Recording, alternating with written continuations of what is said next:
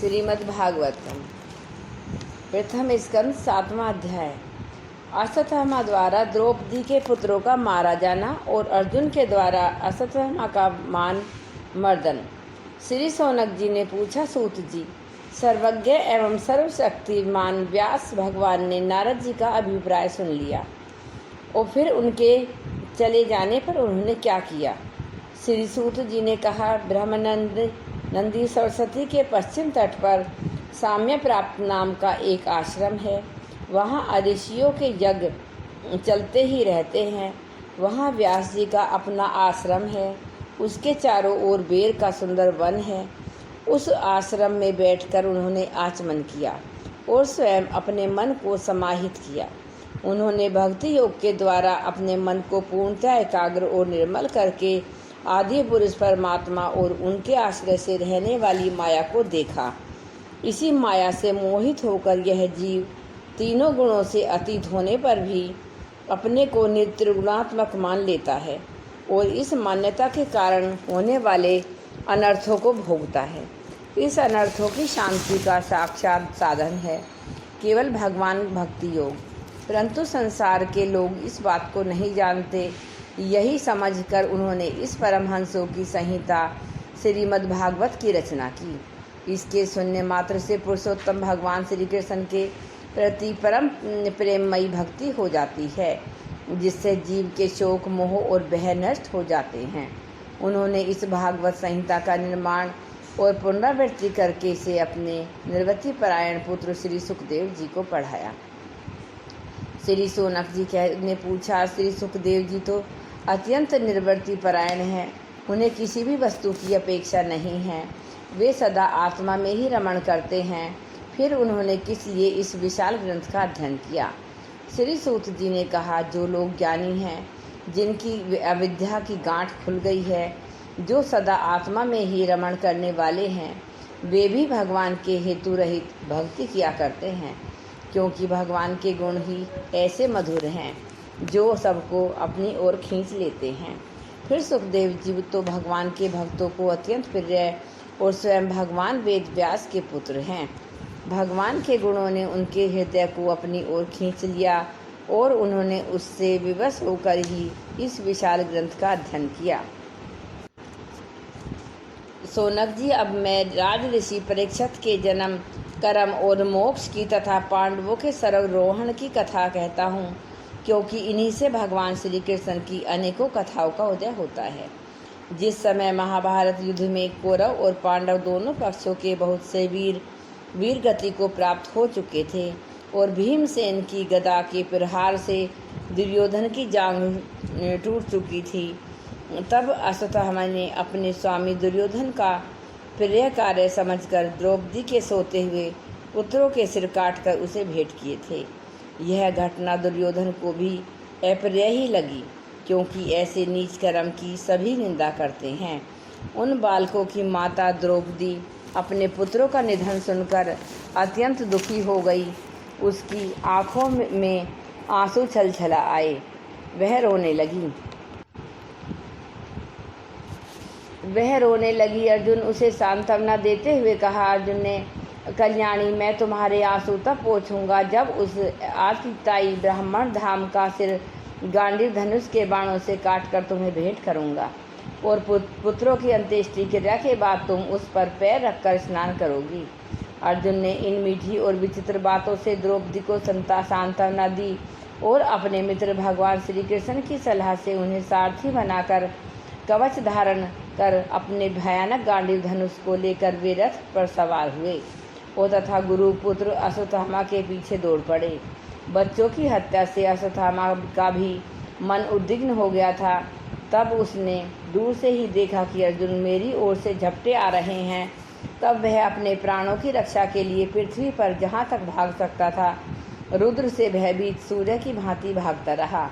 तब उसने देखा कि मेरे रथ के घोड़े थक गए हैं और मैं बिल्कुल अकेला हूँ। तब उसने अपने को बचाने का एकमात्र साधन ब्रह्मशास्त्र ही समझा। यद्यपि उसे ब्रह्मशास्त्र को लौटाने की विधि मालूम न थी, फिर भी प्राण संकट देखकर उसने आचमन किया और ध्यानस्थ होकर ब्रह्मशास्त्र का संधान किया। उस शस्त्र के सब दिशाओं में एक बड़ा प्रचंड तेज फैल गया। अर्जुन ने देखा कि अब तो मेरे प्राणों पर ही आ बनी है। तब उन्होंने श्री कृष्ण से प्रार्थना की कि अर्जुन ने कहा, श्री कृष्ण, तुम सच्चिदानंद स्वरूप परमात्मा हो, तुम्हारी शक्ति अनंत है, तुम्हें भक्तों की अभय देने वाले हो, जो संसार की धधकती हुई आग में जल रहे हैं। उन जीवों को उससे उबारने वाले एकमात्र तुम ही हो। तुम प्रकृति से परे रहने वाले आदि पुरुष साक्षात परमेश्वर हो। अपनी चित्त शक्ति स्वरूप शक्ति से बहिरंग एवं त्रिगुणमयी माया को दूर भगाकर अपने आदित्य स्वरूप में स्थित हो। वहीं तुम अपने प्राभाव से माया मोहित जीवों के लिए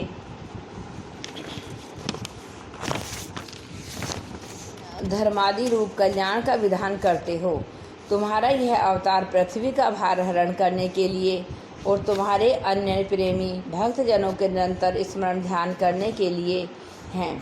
स्वयं प्रकाश स्वरूप श्री कृष्ण यह भयंकर तेज सब ओर से मेरी ओर आ रहा है। और यह क्या है, कहाँ से क्यों आ रहा है, इसका मुझे बिल्कुल पता नहीं। भगवान ने कहा, अर्जुन, यह अश्वत्थामा का चलाया हुआ ब्रह्मशास्त्र है। यह बात समझ लो कि प्राण संकट उपस्थित होने से ही उसने इसका प्रयोग तो कर दिया, परंतु वह इस अस्त्र को लौटाना नहीं जानता। किसी भी दूसरे अस्त्र में इसको दबा देने की शक्ति नहीं है। तुम शास्त्र विद्या को भली भांति जानते हो। ब्रह्मशास्त्र के तेज से ही इस ब्रह्मशास्त्र की प्रचंड आग को बुझा दो। सूत जी कहते हैं, अर्जुन विपक्षी वीरों को मारने में बड़े प्रवीण थे। भगवान की बात सुनकर उन्होंने आचमन किया और भगवान की परिक्रमा करके ब्रह्मशास्त्र के निवारण के लिए ब्रह्मशास्त्र की ही संधान किया। बाणों से वेष्टित उन दोनों ब्रह्मशास्त्रों के तेज प्रलयकालीन सूर्य एवं अग्नि के समान आपस में टकराकर सारे आकाश और दिशाओं में फैल गए और बढ़ने लगे। तीनों लोगों को जलाने वाली उन दोनों अस्त्रों की बढ़ी हुई लपटों से प्रजा जलने लगी और उसे देखकर सबने यही समझा कि यह प्रलय काल की सार्थक अग्नि है। उस आग से प्रजा का और लोगों का नाश होते देखकर भगवान की अनुमति से अर्जुन ने उन दोनों को ही लौटा लिया। अर्जुन की आंखें क्रोध से लाल लाल हो रही थीं। उन्होंने झपट कर उस क्रूर अश्वत्थामा को पकड़ लिया और जैसे कोई रस्सी से पशु को बांध ले वैसे ही बांध लिया। अश्वत्थामा को बलपूर्वक बांधकर अर्जुन ने जब शिविर की ओर ले जाना चाहा, तब उनसे कमल नयन भगवान श्री कृष्ण ने कुपित होकर कहा, इस ब्राह्मण को छोड़ना ठीक नहीं है, इसको तो मार ही डालो। इसने रात में सोए हुए निरपराध बालकों की हत्या की है। धर्मवेत्ता पुरुष असावधान, मतवाले पागल, सोए हुए बालक, स्त्री, विवेक शून्य, शरणागत, रथहीन और भयभीत शत्रु को कभी नहीं मारते, परंतु जो दुष्ट और क्रूर पुरुष दूसरों को मारकर अपने प्राणों का पोषण करता है, उसका तो वध ही उसके लिए कल्याणकारी है। क्योंकि वैसी आदत को लेकर यदि वह जीता और भी पाप करता, इन पापों के कारण नरकगामी होता है। फिर मेरे सामने ही तुमने द्रौपदी से प्रतिज्ञा की थी कि मानवती, जिसने तुम्हारे पुत्रों का वध किया है, उसका सिर मैं उतार लाऊंगा। इस पापी कुलंकार आतताई ने तुम्हारे पुत्रों का वध किया है और अपने स्वामी दुर्योधन को भी दुख पहुंचाया है।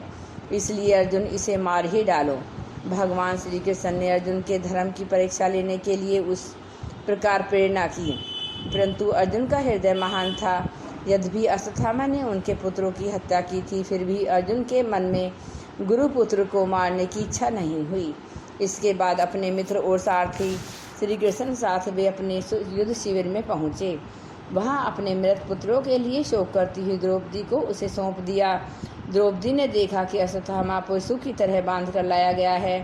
निंदित कर्म करने के कारण उसका मुख नीचे की ओर झुका हुआ है। अपना अनिष्ट करने वाले गुरुपुत्र अश्वत्थामा को इस प्रकार अपमानित देखकर द्रौपदी का कोमल हृदय कृपा से भराया और उसने अश्वत्थामा को नमस्कार किया। गुरुपुत्र का इस प्रकार बांध कर लाया जाना सती द्रौपदी को सहन नहीं हुआ। उसने कहा, छोड़ दो, इन्हें छोड़ दो। ये ब्राह्मण हैं, हम लोगों के अत्यंत पूजनीय हैं, जिनकी कृपा से आपने रहस्य के साथ सारे धनुर्वेद और प्रयोग तथा उपसंहार के साथ संपूर्ण शास्त्रों का ज्ञान प्राप्त किया है। वे आपके आचार्य द्रोण ही हैं। पुत्र के रूप में आपके सामने खड़े हैं। उनकी अर्धांगिनी कृपी अपने वीर पुत्र की ममता से अपने पति का अनुगमन नहीं कर सकी। वे अभी जीवित हैं। महाभाग्यवान आर्यपुत्र, आप तो बड़े धर्मज्ञ हैं। जिस गुरुवंश की नित्य पूजा और वंदना करनी चाहिए उसकी व्यथा पहुंचाना आपके योग्य कार्य नहीं है। जैसे आपने बच्चों के मर जाने से मैं दुखी होकर रो रही हूँ और मेरी आंखों से बार बार आंसू निकल रहे हैं, वैसे ही इनकी माता पतिव्रता गौतमी ने न रोए। जो उछकल राजा अपने कुकृत्यों से ब्राह्मण को कुपित कर देते हैं, वह कुपित ब्राह्मण कुल उन राजाओं को सपरिवार शोक अग्नि में डालकर शीघ्र ही भस्म कर देता है। सूत जी ने कहा, शौनक आदि ऋषियों, द्रौपदी की बात धर्म और न्याय के अनुकूल थी। उसमें कपट नहीं था, करुणा और क्षमता थी। अतः राजा युधिष्ठिर रानी के इन हित भरे श्रेष्ठ वचनों का अभिनंदन किया।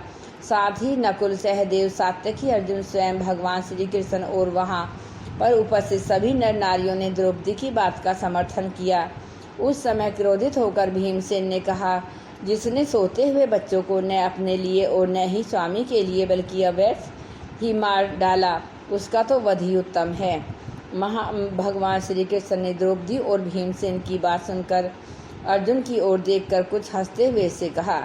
भगवान श्री कृष्ण बोले, पतित ब्राह्मण का भी वध नहीं करना चाहिए और आतताई को मार ही डालना चाहिए। शास्त्रों में मैंने ही ये दोनों बातें कही हैं, इसलिए मेरी दोनों आज्ञाओं का पालन करो। तुमने द्रौपदी को सांत्वना देते समय जो प्रतिज्ञा की थी उसे भी सत्य करो। साथ ही भीमसेन, द्रौपदी और मुझे जो प्रिय हो वह भी करो। सूत जी कहते हैं, अर्जुन भगवान के हृदय की बात तुरंत ताड़ गए और उन्होंने अपनी तलवार से अश्वत्थामा के सिर की मणि उसके बालों के साथ उतार ली। बालकों की हत्या करने से वह श्रीहीन तो पहले ही पागल हो ही गया था, अब मणि और ब्रह्म तेज से भी रहित हो गया। उसके बाद उन्होंने रस्सी का बंधन खोलकर उसे शिविर से निकाल दिया। मूंढ देना, धन छीन लेना और स्थान से बाहर निकाल देना, यही ब्राह्मण धर्मों का वध है। उनके लिए इससे भिन्न शारीरिक वध का विधान नहीं है। पुत्रों की मृत्यु से द्रौपदी और पांडव सभी शोकातुर हो रहे थे। अब उन्होंने अपने मरे हुए भाई बंधुओं की दहादी अंत्येष्टि की क्रिया की। जय गुरुदेव, जय गायत्री।